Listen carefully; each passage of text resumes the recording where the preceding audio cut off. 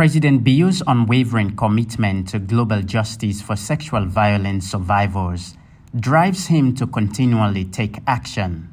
Amanda Ngoyen, founder and CEO of RISE, a civil rights organization who herself is a survivor of sexual violence, recently interviewed President Bio.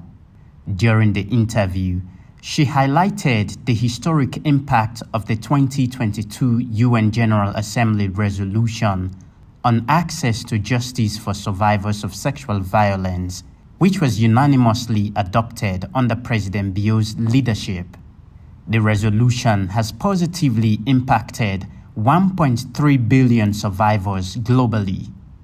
Building on this achievement, His Excellency outlined the next steps. It is one thing to have access, but also making sure that that access is available. It becomes a right to everybody around the world. We want to create an international alliance again to make sure that we put this on the map and make sure that it becomes a treaty. So we want to go beyond just a resolution of the United Nations, but also one that can be applied around the world, basically giving safe spaces to victims of sexual violence. That is the next step. And I hope that we'll be able to do that treaty, agree on that treaty in Freetown and call it the Freetown Treaty, because we have been bold in taking on this challenge.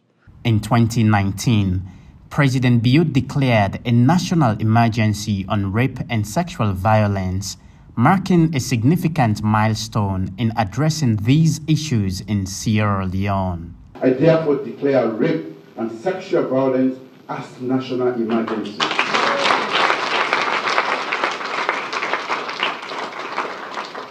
With this declaration, I've also directed the following: that all government hospitals must provide free medical treatment and certificates to every rape victim and sexual abuse. With immediate effect, sexual penetration of minors is punishable by life imprisonment. This declaration laid the groundwork for President Bio to lead the 2022 UN General Assembly resolution on access to justice for survivors of sexual violence.